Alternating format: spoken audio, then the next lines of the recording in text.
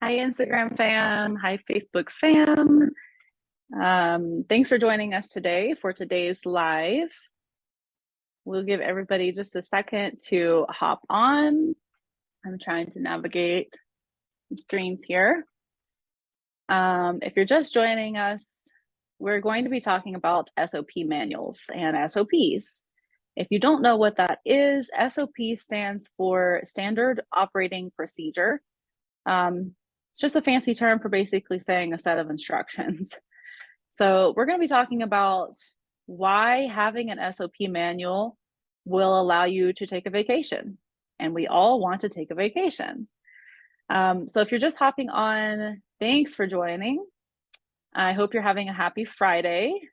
And I hope you have some really awesome weekend plans and that you're planning a vacation soon, etc. We love vacations. All right, so I think we have everybody on here now. If you have any questions while we're going, please put them in the chat or DM me as well. Sometimes I don't see them as we're going in the comments.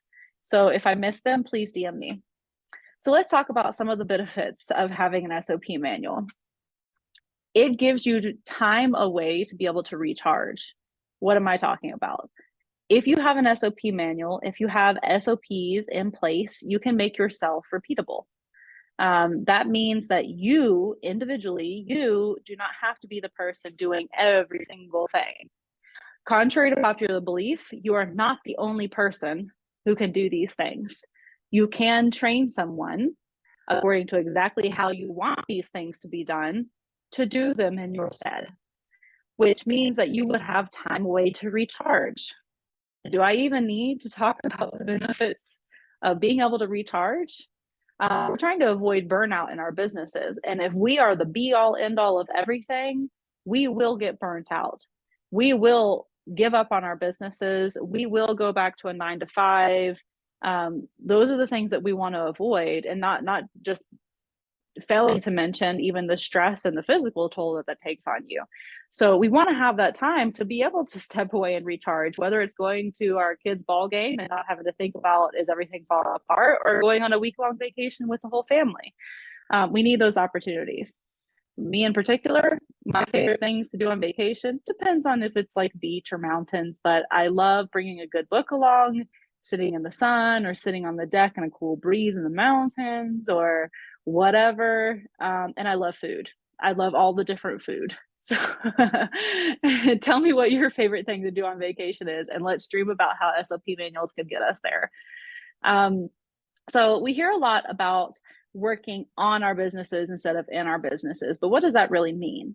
When you're working on your business, you actually have time to be able to work on growing your business, scaling your business, adding team members, and not being the central point to the business, right?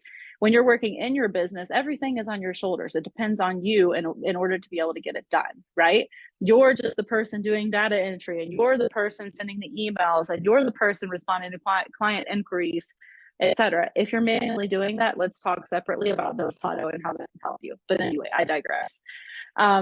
You need to be working on your business. So you need to be the actual CEO of your business, not the person who is really what a virtual assistant could be doing for you if you had SOPs in your business.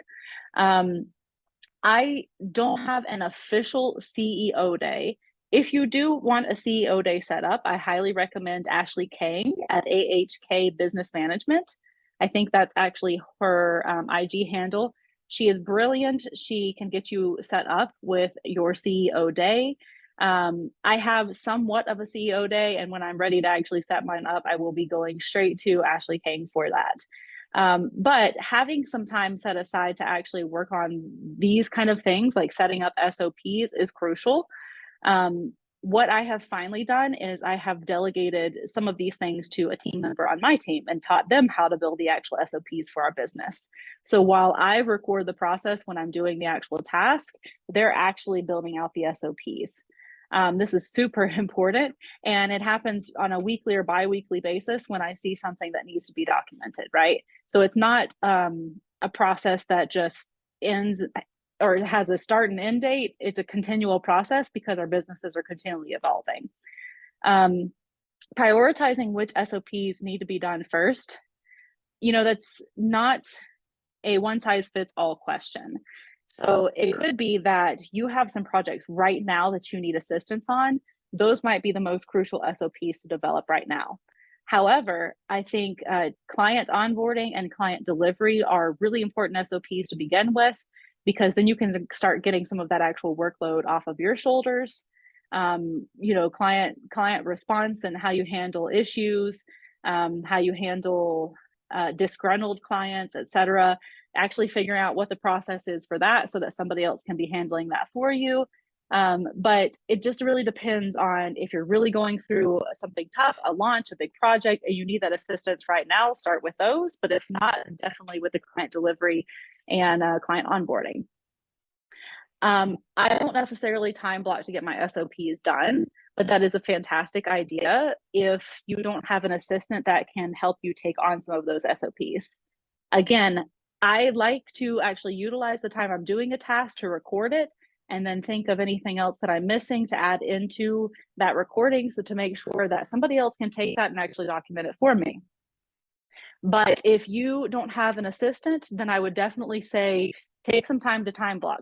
Record it when you're doing it, but take some time to actually block off and actually do the documentation of that, so that when you are ready to hire, you can say, here you go. This is what you're going to do. Follow these step by step. You have everything that you need. It definitely allows me to support my clients better having an SOP manual, because I'm not wasting so much time going back and forth with my team members. I'm not then trying to figure out what do we need to document, when now we're running crazy because we have an extra load of clients that we didn't have before, right? So we have the support and we have the ways for them to actually implement the task. So if you haven't heard me talk about it before, my team and I offer an SOP manual VIP day. Now, if you have 100 SOPs that need to be written, that doesn't mean that we tackle every single SOP in that day. However, we will get you started and get you structured with your top SOPs and get them linked with your project management tool, so they'll actually be used, so they can be updated, and so that we can train your team members to continue to build SOPs and build on that manual for future growth, right? So if you have questions about how to build out an SOP, how our VIP day actually works, and how that's going to benefit you and your organization, drop your question below or send me a DM. I'm always happy to chat. I love SOPs. It's my love language. But if you have any questions about that, let me know. Thanks again, y'all, for joining me for today's live. Always happy to talk all things operations and systems. So I hope y'all have a fabulous weekend, and we'll see you next week. Bye.